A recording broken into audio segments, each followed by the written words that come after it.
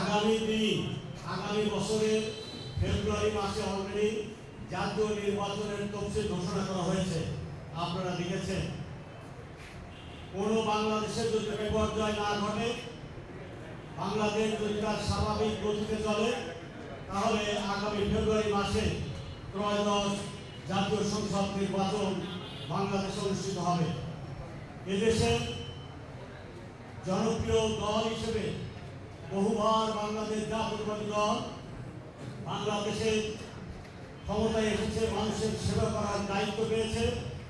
ইনশাআল্লাহ আগামী দিনে যদি আপনাদের ভোটের মাধ্যমে জাতীয়তাবাদী দল যদি দায়িত্ব পায়, আগামী দিন যদি আমাদের তারেক রহমানের দেশ হয়, তাহলে আমরা আপনাদের কাছে নিশ্চয়তা দিতে চাই, তিনি শুধু লন্ডন থেকে আজকে দীর্ঘ 17 বছর জাতীয়তাবাদী দলকে সুসংগঠিত করে রেখেছে। তার যে চিন্তা, জ্ঞান এবং মননশীলতা, গণতন্ত্রের দেশ হিসেবে যেটা পরিচিত ব্রিটেন, সেই ব্রিটেনে বসে গণতান্ত্রিক চিন্তা চেতনায় তিনি উদ্বুদ্ধ হয়ে আমাদের বাংলাদেশে ফিরে আসবেন। যার আগেই কিন্তু এই সরকারের এই যে আপনার সংস্কার কার্যকলাপ শুনছেন না, তার আগে 2022 সালে এবং 23 সালের 22 সালের শেষের দিকেই 31 দফা কর্মসূচি আমাদের নেতা জনাব তারেক রহমান সাহেব বাংলাদেশের জনগণের কাছে উপস্থাপন করেছে। এই 31 দফা যদি বাংলাদেশ জাতীয়তাবাদী দল দায়িত্ব পায় আর এটা যদি বাস্তবে আমরা পরিণত করতে পারি, তাহলে বাংলাদেশ হবে এশিয়া মহাদেশের ভিতরে একটি সুখী সমৃদ্ধশালী বাংলাদেশ, যার সকল পর্যায়ে আমাদের এই 31 দফা বাস্তবায়নের ক্ষেত্রে আপনার অবদান থাকতে হবে, আমার অবদান থাকতে হবে, মেয়েদের অবদান থাকতে হবে, সিনিয়র সিটিজেনদের অবস্থান থাকতে হবে। তাহলেই বাংলাদেশ একটি উন্নত জাতি হিসেবে সারা বিশ্বে মাথা উঁচু করে দাঁড়াতে পারবে। আপনারা শুনেছেন, দেখেছেন, এখানে অনেক বয়স্ক লোক আছেন যারা বয়োবৃদ্ধ হয়ে বসে আছেন। তাদের শেষ সময় এসে পরিবারের লোকরা তাদেরকে দেখে না। আমার নেতা ওই 31 দফার ভিতরে আপনাদের নিয়ে যে চিন্তা করেছেন, শেষ সময় এসে আপনারা যে ফ্যামিলি কার্ড পাবেন আমার মা বোনেরা, সেই ফ্যামিলি কার্ডের মাধ্যমে 30 লক্ষ ফ্যামিলি কার্ড উনি প্রথম দফায় দেবেন আমাদের ভারপ্রাপ্ত চেয়ারম্যান মহোদয়, যদি আপনারা আপনাদের ভোটের মাধ্যমে তাকে এবং তার দলকে দায়িত্ব দেন।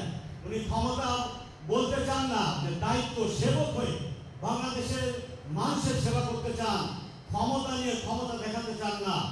সেই নেতা আমাদের মাঝে অতি সত্বর ফিরে আসবে এবং এসে বাংলাদেশের যে রূপ চিত্র আপনারা দেখছেন, আমি বিশ্বাস করি বাংলাদেশের মাটিতে উনি পাড়া দেওয়ার সাথে সাথে বাংলাদেশের প্রেক্ষাপট মুহূর্তের ভিতরে বদলে যাবে। মানে এত বড় জনপ্রিয় নেতা বাংলাদেশে এসেছিলেন তার পিতা মরহুম শহীদ রাষ্ট্রপতি জিয়াউর রহমান, আমাদের নেত্রী, মা মাটি মানুষের নেত্রী, আপোষের দেশ নেত্রী বেগম খালেদা জিয়া। তার জীবদ্দশায় এখনো পর্যন্ত তার মুখ থেকে বলা একটা খারাপ কথা আপনারা শুনেন নাই, আমি দায়িত্ব নিয়ে বলতে পারি। সেই নেত্রীর ছেলে জনাব তারেক রহমান আগামী দিনে ফিরে বসে বাংলাদেশে এসে বাংলাদেশের হাল ধরবে এবং আমাদের পাশে থেকে আমাদের দুঃখ কষ্টকে ভাগাভাগি করে নেবে। এই আশাবাদ ব্যক্ত করেই আমি আমার সংক্ষিপ্ত বক্তব্য এখানে শেষ করছি এবং এই যে কার্যক্রমগুলি, যে নবায়ন কার্যক্রম এবং নতুন ভোটার যারা হয়েছে, অবশ্যই আমরা তাদের বাড়িতে যাব এবং সিনিয়র সিটিজেনদের বাড়িতে যাব। আমরা যেন এখানে বসে ফিলাপ না করি। আপনারা যারা আগামী দিনে স্থানীয় সরকার নির্বাচনে কাউন্সিলর হিসেবে প্রতিদ্বন্দ্বিতা করতে চান, এইটাই হচ্ছে আপনাদের জন্য উত্তম মাধ্যম। আপনাদের মানুষের দুয়ারে দুয়ারে গেলে আপনাদের জনসম্পৃক্ততা বাড়বে। আপনারা কিন্তু 55 থেকে 80 ধাপ এগিয়ে যাবেন যদি আপনারা বাড়ি বাড়ি যান, মানুষের সাথে কানেক্টেড হয় আপনাদের। তাহলে আপনারা আগামী দিনে আপনারা সিটি কর্পোরেশন নির্বাচনেও কাউন্সিলর হিসেবে আপনারা যদি একটা ভেঙে দেবেন তাহলে একটা মাধ্যম কিন্তু এটা আপনারা কি বিশ্বাস করেন? জনগণের কাছে যাওয়া ছাড়া কিন্তু ভিন্ন কোনো পথ নাই। বাংলাদেশে আগের বাংলাদেশ নাই। পতিত স্বৈরাচার শেখ হাসিনা আপনি জানেন, আপনারা জানেন দেশি বিদেশি ষড়যন্ত্রে লিপ্ত আছে। বাংলাদেশে শেখ হাসিনা আর কখনো ফিরে আসতে পারবে না, আমরা এটা বিশ্বাস করি। বাংলাদেশের জনগণ তাকে কখনো মেনে নেবে না। আমরা এই আশাবাদ ব্যক্ত করে আমি আমার বক্তব্য শেষ করছি। আল্লাহ হাফেজ। বাংলাদেশ জিন্দাবাদ। বাংলাদেশ জাতীয়তাবাদী দল জিন্দাবাদ। শহীদ জিয়া অমর হোক। দেশ নেত্রী বেগম খালেদা জিয়া জিন্দাবাদ। তারুণ্যের অহংকার তারেক রহমান জিন্দাবাদ। আল্লাহ হাফেজ।